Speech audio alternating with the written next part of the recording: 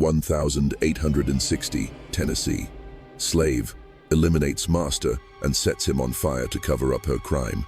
On a bitter cold morning in early February 1860, the residents of Maury County, Tennessee, were awakened by the acrid smell of smoke and something far more horrifying drifting across the cotton fields. What they discovered in the smoldering ruins of the Hamilton family's barn would become one of the most audacious and forgotten cases in the annals of the antebellum South. Inside those charred timbers lay what remained of Jacob Hamilton, a wealthy planter whose body had been so consumed by the blaze that only a silver ring engraved with his initials and a few bone fragments remained identifiable. But this was no accident, nor was it a spontaneous act of violence. This was the culmination of 7 years of brutal oppression, which had pushed a two-year-old enslaved woman named Hannah to an act so desperate that the courts of Tennessee grappled with the question of whether an enslaved person had the right to resist their master. What happened in that barn was more than just a murder. It was an insurrection that exposed the deepest fissures in the very foundation of plantation society, a disturbing narrative that powerful local families did everything to erase from communal memory. Before we continue with Hannah's story and the night that sealed her fate, I want you to do something for me.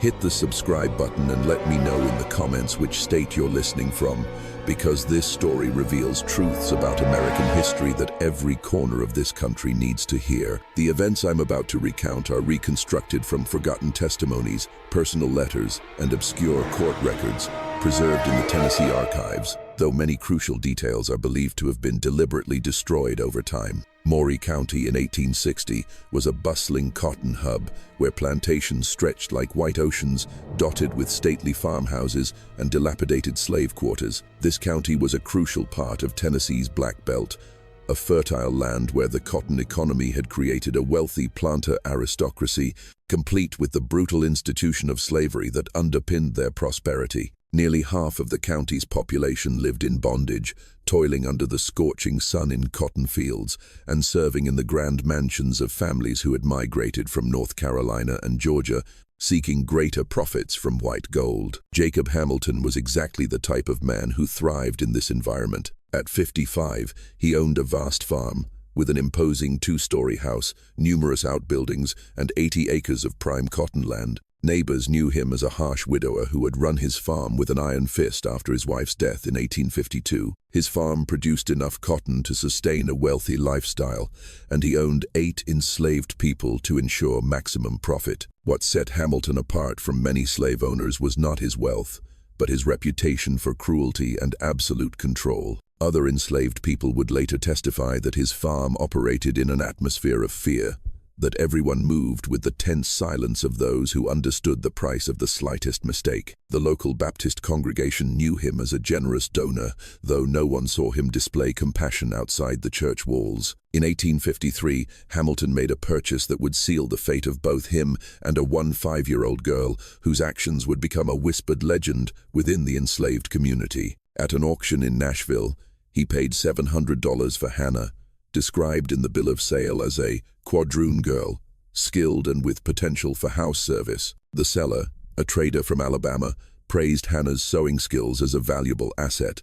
This phrasing concealed darker implications in the antebellum South's human markets. Hannah's journey from the auction block to Hamilton's farm was only a few dozen miles, but it represented a turning point into a nightmare that would last the next 7 years of her life. She was a small girl for her age, with eyes described by witnesses as sharp and a calm demeanor that concealed an intelligence far beyond her status. Other enslaved people would later recall that she could read and write simple words, skills not only rare but also forbidden, which could lead to brutal punishment. The Hamilton farm where Hannah arrived that autumn was an isolated world, a small kingdom where Jacob Hamilton's will was supreme law. It was isolated enough that the sounds of brutality could not escape, yet close enough to Columbia for Jacob to maintain his reputation as a respected member of the Baptist community. The main house stood on a rise, overlooking the slave quarters, which consisted of 2 dilapidated cabins with dirt floors and gaps in the walls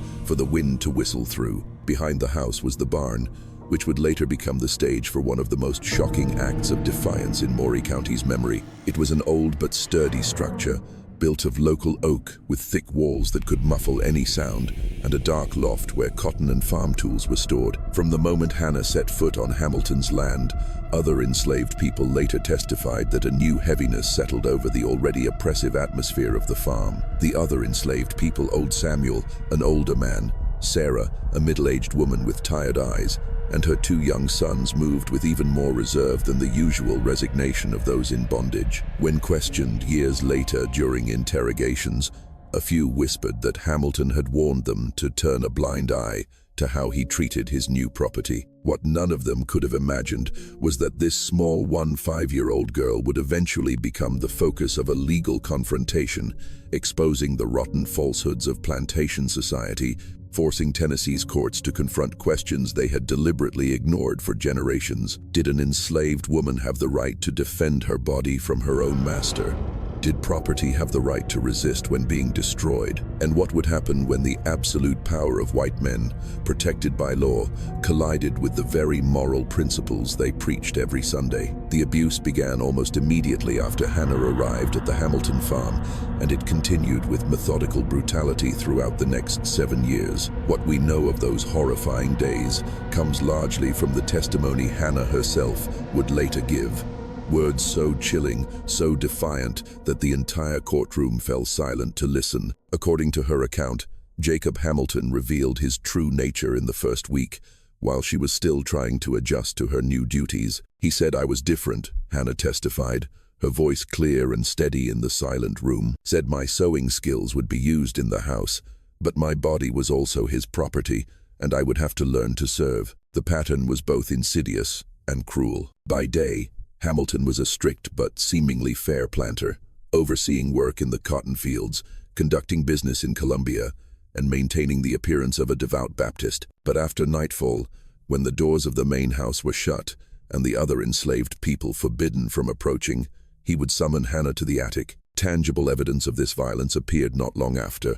Hannah gave birth to a son in 1856, when she was only 18. Neighbors later whispered that they knew nothing of the relationship between Hamilton and the young enslaved woman, though it was impossible not to notice a child growing up on the farm of a widower. The child bore an undeniable resemblance to Jacob Hamilton, with the same sandy hair and cold blue eyes, prominent features of his family line. More chilling were the methods Hamilton used to ensure Hannah's absolute submission and silence. According to testimony from Sarah, another enslaved woman, Hamilton always carried a small dagger, not for work, but as a constant reminder of his power. He would wipe it in front of us, Sarah recounted, and say that one wrong word could lead to a cut tongue. This threat, combined with strict control over food and brutal punishments for the slightest transgression, created an atmosphere of terror. A gesture of pity, a sympathetic glance for Hannah could cost anyone dearly,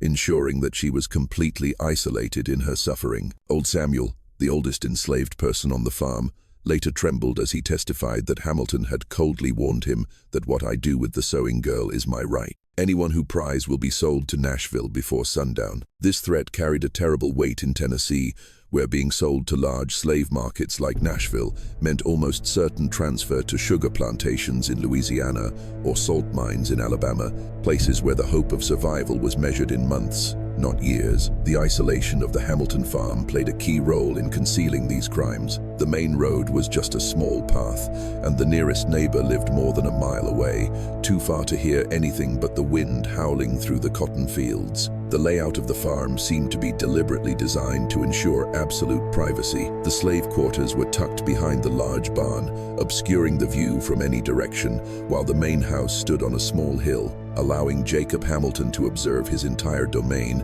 and anyone who dared to approach. After the death of her first child, Hannah's grief deepened, but the abuse did not stop. The local Baptist pastor, Reverend Elias Vance, would later admit in court that he noticed Jacob Hamilton seemed strangely content after his wife's death. When questioned by the defense attorney, Vance hesitantly admitted that he found it strange that Hamilton, a wealthy and healthy man, had no intention of remarrying. Instead, Hamilton often spoke of the efficiency of his small household, an implicit reference to the current situation. What made Hannah's situation even more hopeless was the legal framework that enabled it. Under Tennessee law, enslaved people were defined as chattel personal property, with no legal right to seek protection from their master's abuse. More specifically, state law did not recognize the possibility of an enslaved woman being raped by her owner. This concept was a legal absurdity, as property could not refuse the will of its owner. This brutal legal reality created a perfect environment for abuse, and Jacob Hamilton brazenly exploited it. Occasionally, townspeople would see him take Hannah to Columbia, not as a servant, but as a display of power. At the dry goods store, witnesses observed him buying rolls of linen and silk, luxuries far beyond ordinary slave clothing, suggesting a relationship that transcended mere master-servant boundaries. The psychological toll of this relentless abuse was deeply etched on Hannah, visible to the other enslaved people, though they were utterly powerless to intervene. Sarah, who worked near the main house, later testified that Hannah became increasingly quiet and watchful, her eyes always holding a cold, determined glint. She didn't cry anymore, Sarah recounted. Instead, she watched. The house became eerily silent, as if waiting for a storm. The most morbid aspect of Jacob Hamilton's behavior was perhaps his belief that his actions were not only his right, but also a duty. According to a nephew who occasionally visited, Hamilton often boasted about how he managed his property, claiming that he provided an orderly and purposeful life for his enslaved people, which he considered far better than the chaos of freedom. This twisted logic allowed him to view his systematic abuse of Hannah as a paternalistic act. In his mind, he was caring for her, providing her with a special position that others envied. But by late 1859, something fundamental had changed in Hannah's demeanor. Old Samuel would later testify that she no longer withdrew. Instead, she began asking subtle questions. She inquired about roads leading north, about laws regarding escape, and about what constituted self-defense under white law. Old Samuel recalled one particular evening when Hannah asked him pointedly, "If the law is made to bind us, is it a sin to break it to save oneself?" These questions were not mere curiosity. They were signs of a plan taking shape. As 1859 drew to a close, and the brutal winter of 1860 set in, Hannah, who had endured 7 years of degradation, reached her breaking point. She was about to transform herself from a silent victim into the executor of a bloody sentence of justice, unleashing one of the most audacious crimes in Tennessee's history. The winter of 1860 brought a biting cold to Maury County, with successive snowstorms pushing temperatures well below freezing and snow piling high, completely isolating farms from each other. This harsh weather created a perfect stage for the tragedy that would unfold on a night in early February, providing an ideal cover for both the crime and the frantic effort to erase all traces. During this period, Hannah's behavior underwent a quiet but marked transformation, which the other enslaved people on the Hamilton farm could not help but notice. Old Samuel later testified that she began asking strange questions about the barn. She wanted to know about the strength of the beams, which types of wood caught fire most easily, and whether a large fire could consume everything inside without collapsing the entire structure. At the time, he simply thought she was curious about the place where she occasionally had to work. More ominously, Sarah reported that Hannah had begun to stockpile small but purposeful items: oily rags, a few small bottles of kerosene she obtained from the barn, and even some sulfur powder she found in the tool shed. When asked by Sarah, Hannah simply explained vaguely that she was preparing kindling for the long winter nights ahead. With the biting cold, this explanation seemed reasonable, and no one questioned her further. What we know now, based on the fragments of information revealed during the subsequent trial, is that Hannah had spent months meticulously and daringly planning. Court documents indicate that she had relentlessly sought knowledge. From old newspapers and forgotten books in Hamilton's library, she had pieced together a basic understanding of Tennessee law and realized the utter hopelessness of her situation. If the law offered no justice, she would have to create it herself. The catalyst for Hannah's final decision came in late January, when a sudden, heavy snowstorm isolated the farm for days. Jacob Hamilton, trapped and irritable, spent most of his time indoors, drinking and taking out his frustrations on the enslaved people. For Hannah, this carried ominous implications. Experience had taught her that Hamilton's boredom and confinement always meant increased abuse, as he felt completely free to act without any external scrutiny. On the night of the 1st of February 1860, Hannah made what would later be seen as her direct and final attempt at resistance. According to her own testimony, when Hamilton called her to the attic, she refused. For the first time in 7 years, she said no. This confrontation, occurring at the kitchen doorway while Sarah was cleaning nearby, represented a complete breakdown of the long-standing power dynamic on the farm. Hamilton's reaction was immediate and brutal. Sarah later testified that she heard an angry shout followed by the sound of a resounding slap. When she turned, she saw Hannah sprawled on the floor, a trickle of blood from the corner of her mouth, and Jacob Hamilton standing over her, his face red with rage. "You have no right to refuse me in my own house," Sarah heard him snarl. "Tonight, you will learn your place, once and for all." That night, as the blizzard raged outside, Jacob Hamilton carried out his threat. According to Hannah's later testimony, he dragged her to the attic and subjected her to a brutal assault more violent than any before. But something had changed within Hannah during those long months of planning and self-education. Instead of resigning herself to silent suffering as she had countless times, she made a decision that would reshape her destiny and create one of the most challenging legal cases in Tennessee's history. As Jacob Hamilton, drunk with power and alcohol, fell asleep soon after, Hannah did not cry.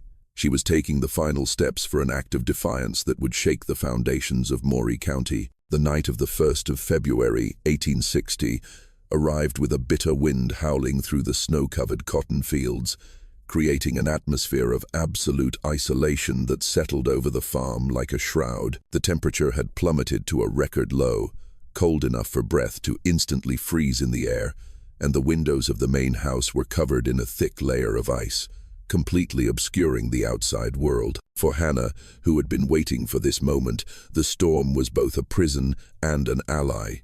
This harsh weather provided both the opportunity and the perfect cover for what she was about to do. Throughout the afternoon, Jacob Hamilton had paced the house, his mood growing increasingly agitated and unpredictable. Old Samuel later testified that Jacob Hamilton had been drinking whiskey almost continuously, not enough to render him unconscious, but enough to fuel his underlying brutality and make his already erratic temper even more dangerous. Sarah observed him constantly looking out the window towards the main road, as if expecting an unwelcome visitor, even though the blizzard made travel utterly impossible. As night fell, Hamilton's morbid attention increasingly focused on Hannah, who was quietly going about her work with an almost supernatural calm. What he didn't realize, but Sarah would later recall with a shiver, was that Hannah had spent the entire afternoon making subtle final arrangements. She had moved a can of kerosene from the barn near the back door, rearranged a pile of rags in a hidden corner, and made several short trips to the barn, carrying items she explained were to keep the stable warm. Around 9 p.m., Jacob Hamilton ordered all other enslaved people to return to their quarters and not to come out until morning, a familiar command that signaled an impending night of terror. Old Samuel, Sarah, and the 2 children went to their dilapidated cabin, where they huddled around a weak fire and tried to ignore what they knew was about to happen in the main house. The thin wooden walls of the cabin could not block the howling wind, but it often concealed the horrific sounds emanating from the attic, creating a complicity in silence that had lasted for 7 years. But tonight was different. According to the testimony Sarah would later give, the sounds from the main house followed a strange sequence. Instead of the familiar sounds of violence, there was only a prolonged, heavy silence. Then, there was a short, abruptly cut scream, which sounded like Hamilton, but not angry, rather one of extreme surprise. This was followed by a loud thump, as if something heavy had fallen to the floor. Then silence again, an absolute silence that lasted for nearly 2 hours, so long that Sarah began to fear the worst. The absence of sound was even more terrifying than the usual screams. It signaled that the brutal order of the farm had been irrevocably broken. What we know of the events that transpired inside the Hamilton house during those decisive hours comes primarily from Hannah's own chilling confession, given months later in a packed Maury County courtroom. According to her account, After Jacob Hamilton had committed his bestial act and fallen into a drunken sleep, she did not lie still and wait. She got up, preparing for something entirely different from resignation. "I stood there watching him sleep," Hannah testified, her voice not trembling at all, despite the horror of her words. "I thought of my lost child and of the future he had stolen. I knew that if I did nothing, this nightmare would never end." According to Hannah's account, she quietly went down to the kitchen, where the paring knife she had sharpened for weeks was hidden under a loose floorboard. She picked it up, feeling its cold weight in her hand. When she returned to the attic, Jacob Hamilton had begun to stir. He saw her standing there with the knife in her hand, and instead of fear, he laughed contemptuously. "What do you think you're doing with that, bitch?" he sneered, beginning to sit up. "You're going to pay for this insolence." "I stood up," Hannah continued in her testimony. "I looked him straight in the eyes and told him he would never touch me again. I said I didn't care what white men's law said. There had to be a limit to the evil one person could inflict on another." What happened next would become the centerpiece of one of the most shocking trials in Tennessee's history. According to Hannah's account, Jacob Hamilton lunged at her with a furious rage, intending to snatch the knife. He grabbed her wrist, but in that moment of panic and desperation, Hannah swung her arm with all her might. The sharp blade plunged deep into his chest. The only sound in the room was Jacob Hamilton's gasp of surprise as he fell backward. Hannah later testified that the sudden silence that followed was even more terrifying than his growl. An absolute silence, no more threats, no more oppressive presence that had weighed on her for 7 years. For a few moments, she stood motionless over his twitching body, watching the fresh blood soak through his white shirt. When it was clear that Hamilton was dead, his eyes wide open, staring blankly at the ceiling, Hannah found herself facing a new and equally terrifying reality. She had killed a white man in Tennessee, a crime for which the only penalty was hanging, regardless of the underlying cause. Even if she could prove it was self-defense, the legal system offered no protection for an enslaved person who had raised a hand against their master. What happened next was not the act of someone panicked, but the revelation of an extraordinary intelligence and will to survive that had helped Hannah endure 7 years of hell. Instead of panicking or trying to flee a suicidal act in the middle of a Tennessee blizzard, she systematically began to execute a plan she had been hatching for months. The next phase of Hannah's plan required almost superhuman physical and mental strength. Injured from her struggle with Hamilton, emotionally exhausted, and working alone in the biting cold, she did not falter. Evidence presented at trial later showed that she carried out each step with a cold precision, as if she had rehearsed these actions hundreds of times in her mind. First, she needed to move Jacob Hamilton's body from the attic to the barn, where she could dispose of it completely. This task alone would have discouraged a strong man, let alone a small woman. But Hannah seemed to have anticipated this difficulty. Using a thick rug and pre-hidden lengths of rope, she managed to tightly wrap Hamilton's body, then dragged it down the stairs, across the snow-covered yard, and into the dark barn. Inside the barn, everything was prepared for what was to come. During her trips in and out that afternoon, Hannah had rearranged old cotton bales and dry firewood to create what was essentially a pyre.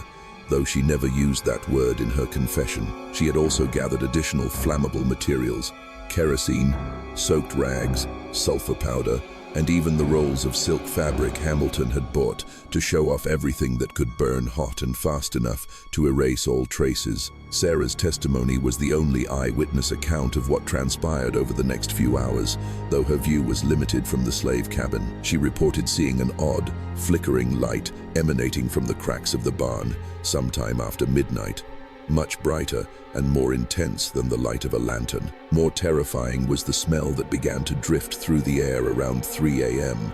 It wasn't just the smell of burning wood, but an organic, sickeningly sweet and repulsive odor that made her shiver. It smelled like burning flesh. Sarah testified with a tremor, but stronger, much more awful. The fire Hannah started in the barn burned with an intense heat, its light casting shadows across the stormy night sky.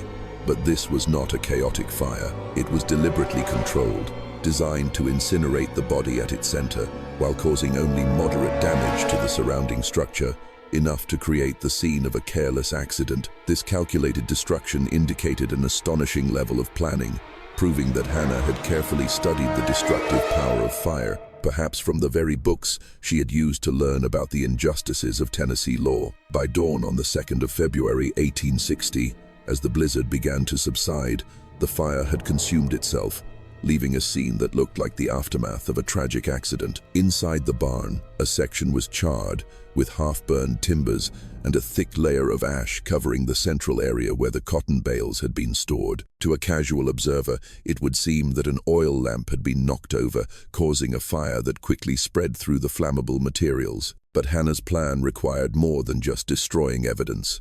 She needed to create a plausible story for Jacob Hamilton's disappearance. As the other enslaved people cautiously emerged from their cabins that morning, they found Hannah in the main house kitchen, calmly stoking the fire and preparing for work as if nothing had happened. When old Samuel asked about the master, Hannah calmly replied that he had ridden to Columbia before dawn to handle urgent business, despite the storm. This explanation might have worked for a few hours, but it quickly unraveled when a neighbor, Mr. Peters, rode up. He had an appointment with Hamilton to discuss a land sale. Finding no one in the house but Hannah, who insisted her master was away, Mr. Peters grew suspicious. His doubts increased when he went to inspect the burned barn and began questioning the other enslaved people. Old Samuel's testimony later revealed the moment Hannah's elaborate story began to fall apart. Under intense questioning from Mr. Peters, old Samuel admitted that no one had heard horses leave early that morning, and more importantly, Hamilton's favorite horse was still standing in its stall. Even more suspicious, Mr. Peters noticed Hamilton's tall winter boots and thick fur coat still neatly placed by the front door. It was hard to imagine anyone setting out in a blizzard without these items. As more neighbors arrived throughout the morning, drawn by the plume of smoke and the news of Hamilton's strange disappearance, Hannah found herself facing an increasingly intense interrogation. The white planters of Maury County were not naive, and they quickly pieced together the details, creating a scenario that made Hannah's story implausible. The discovery that sealed the case came when Mr. Peters and another man decided to dig deeper into the barn's ashes. Hidden deep beneath the black ash and charred wood fragments, they found things that no accidental fire could have left. Calcined human bone fragments, a metal button, and finally, Jacob Hamilton's silver ring. The ring's face was blackened with soot, but the two letters JH engraved on it were still clearly visible. Just when we thought the tragedy had reached its climax, the horrifying truth in Maury County was only beginning to unravel. If this story makes you reflect, share it with those who care about the hidden corners of history. Hit the like button to support us, and don't forget to subscribe to discover more forgotten stories like this one. Let's find out what happened next together. The ensuing confrontation was swift and unforgiving. Faced with undeniable evidence of her master's death and unable to continue her fabricated story, Hannah made a decision. This decision would transform her from a solitary killer into a symbol of defiance, a far greater threat to the South's social order. She became a woman willing to speak the raw truth about the nature of slavery for those who had lived and died under its heel. The moment of truth came late in the afternoon of the 2nd of February 1860, as the cold twilight streamed through what remained of the Hamilton barn.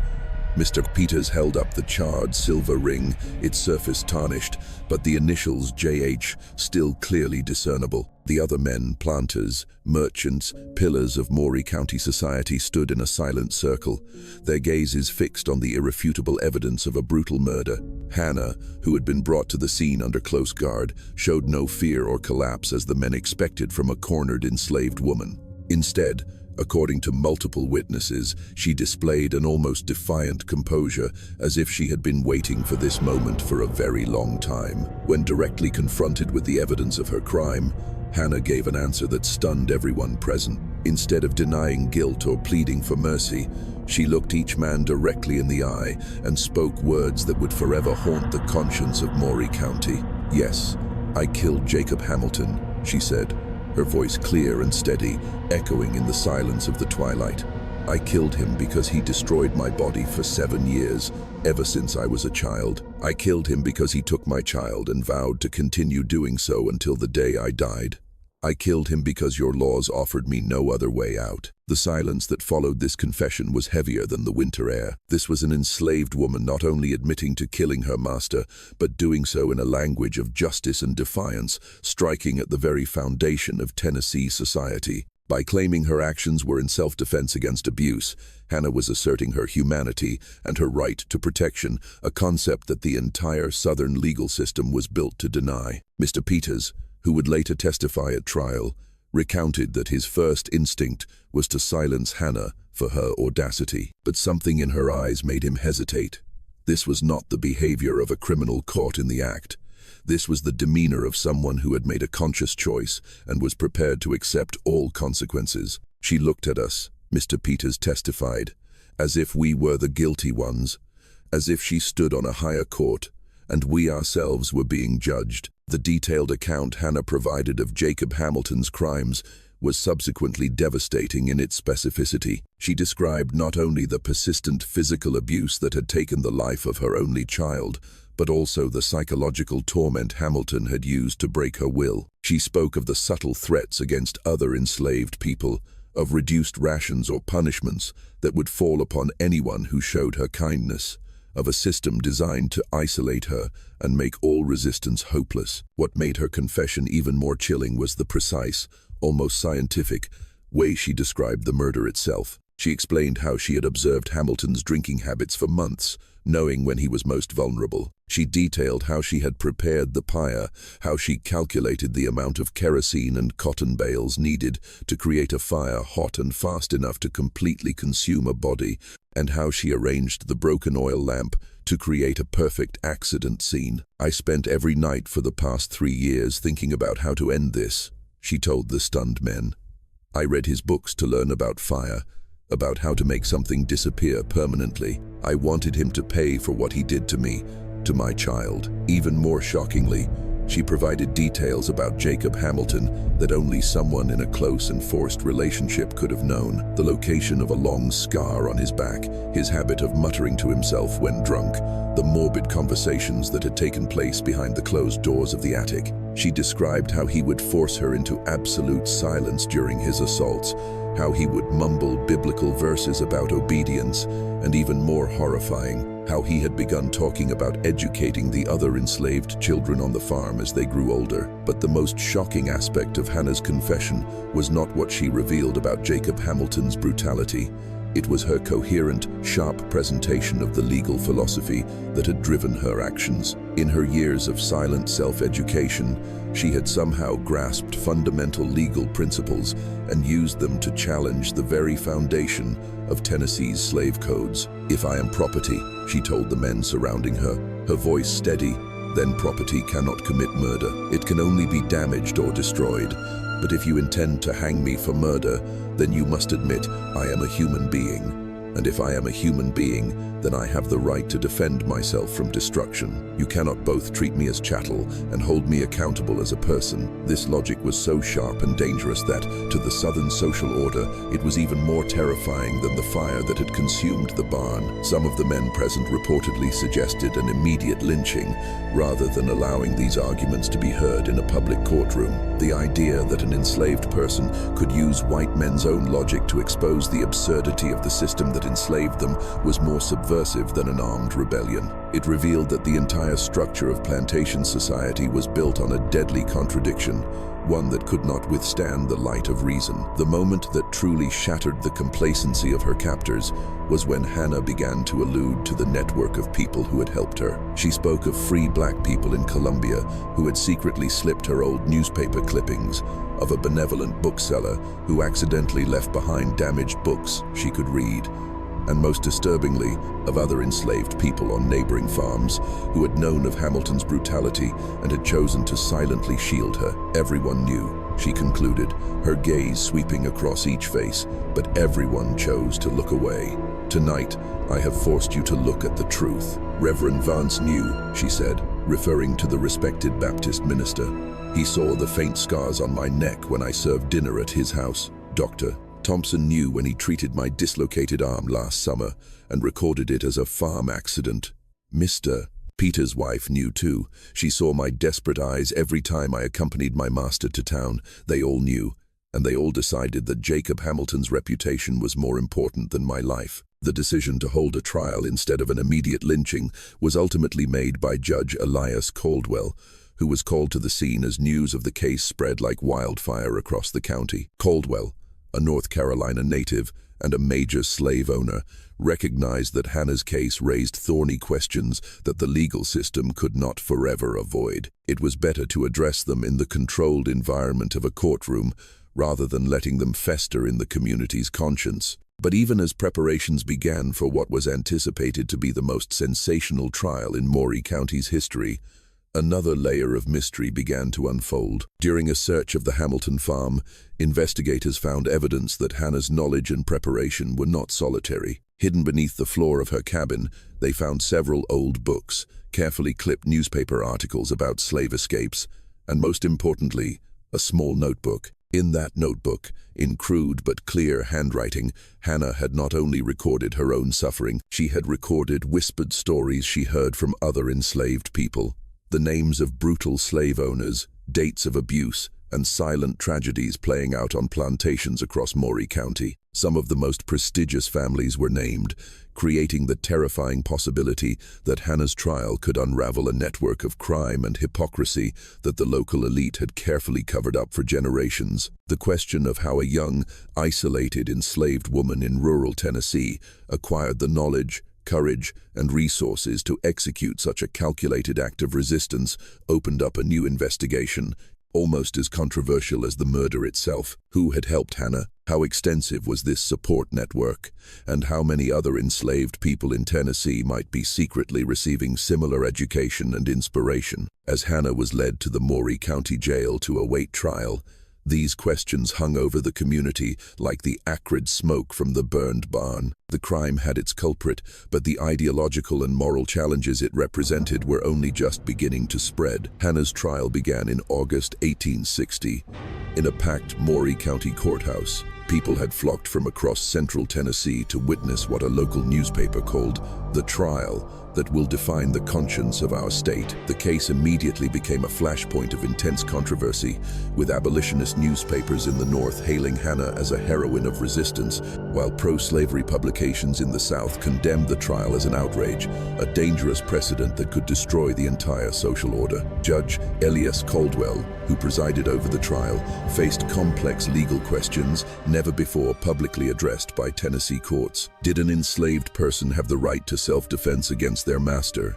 Did state laws protecting women from assault apply to an enslaved woman? And perhaps the most fundamental question, could property be criminally prosecuted for a crime against its own owner? Hannah's defense team, led by Thomas Eldridge, a young and progressive lawyer who courageously took the case pro bono despite threats, built their argument on a fundamental principle of human rights. They argued that the natural law of self-preservation was a sacred right, transcending man-made property codes. If Hannah had the right to defend her life, then her act of killing Jacob Hamilton, though tragic, was justifiable homicide. The prosecution, led by District Attorney Josiah Blackwood, countered with the core foundation of Tennessee's slave code.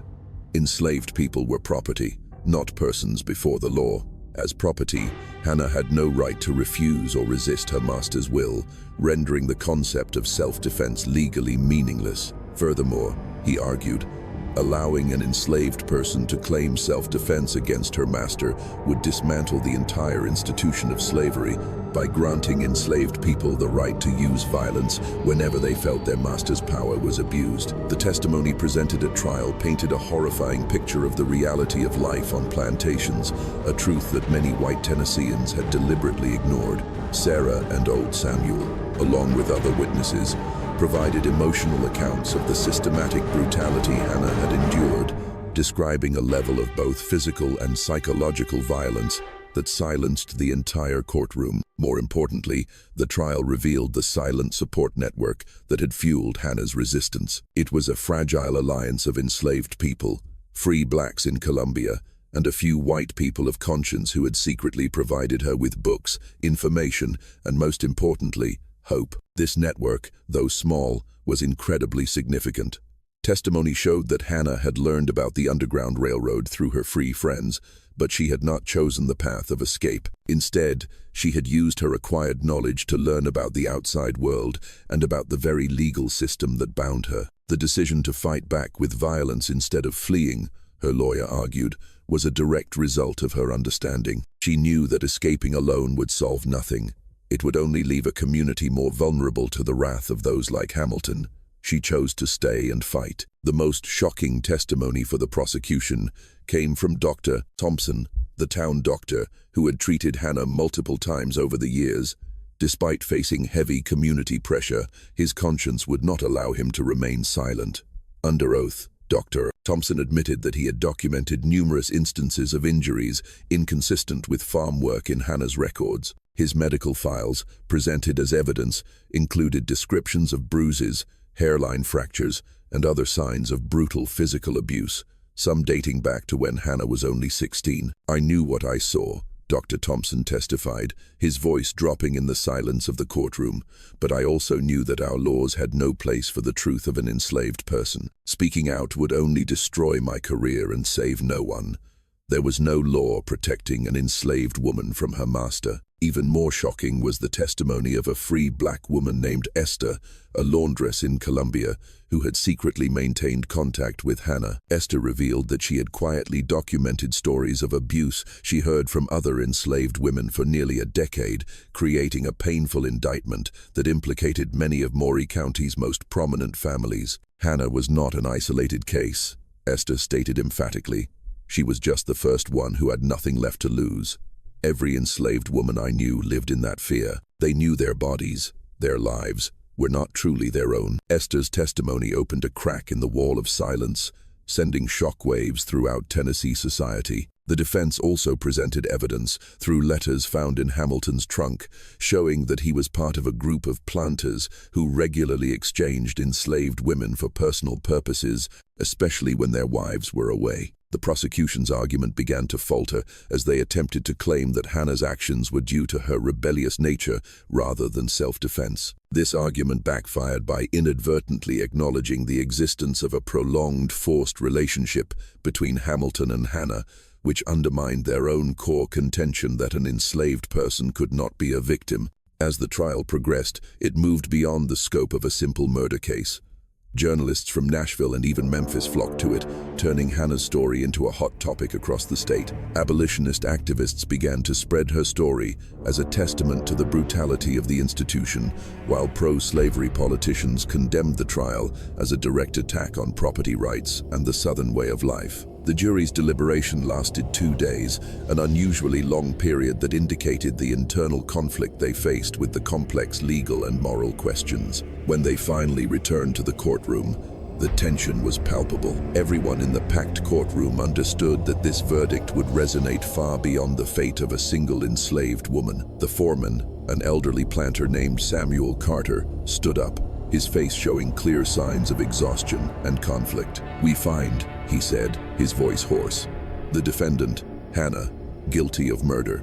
A silence fell, but, he added, "We, the jury, unanimously recommend the court consider leniency based on the extraordinary evidence presented." The guilty verdict was almost certain under Tennessee law, but the jury's recommendation for leniency was an unprecedented act. In an accompanying note, the jurors admitted that the law had tied their hands, forcing them to convict Hannah, even though many believed her actions stemmed from justifiable desperation. They appealed to Judge Caldwell and the state authorities to reconsider the contradictions within the law.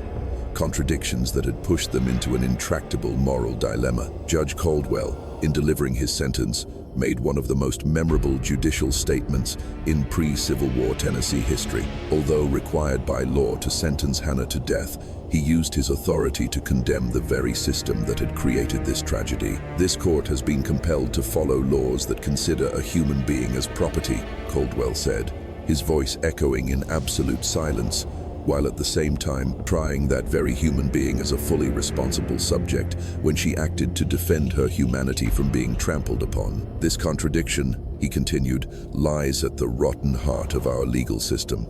And I believe this very contradiction will ultimately bring down the institution of slavery. Hannah killed her master, and according to our laws, she must pay with her life. But I believe history will judge that the greater crime, the original crime, belongs to a system that offered her no other path but violence. Hannah's execution was set for late September 1860, but she never walked to the gallows. A week before the scheduled execution, with the help of mysterious allies, she disappeared from the Maury County Jail. Despite intense searches and a large reward offered for her capture, Hannah was never found again. Rumors about her fate persisted for decades. Some said she was safely taken to Canada by members of the Underground Railroad, while others whispered that she died during her escape through the treacherous Appalachians. The truth of Hannah's ultimate fate remains one of the inspiring mysteries of Southern history. What is certain is that her case left an indelible mark. It contributed to the simmering national debate over slavery, just on the eve of the Civil War. Hannah's story, disseminated by abolitionist newspapers, became a powerful symbol of internal resistance, inspiring countless other quiet acts of defiance across plantations. The long-term consequences of the case extended beyond Hannah's fate. Some of the prominent families named in her notebook faced scorn and disrepute, weakening their power in the region. Dr. Thompson's practice was boycotted and eventually closed, but after the Civil War, he became a strong advocate for the rights of freed blacks and dedicated the rest of his life to providing health care for the formerly enslaved community. And perhaps most importantly, the sharp legal arguments developed during Hannah's trial shaped later debates about human rights and justice. The contradiction that Judge Caldwell pointed out between treating people as property, yet holding them criminally responsible as human beings, became a central tenet in the legal and political struggle to abolish slavery and its legacy. The Hamilton farm itself was abandoned soon after the trial.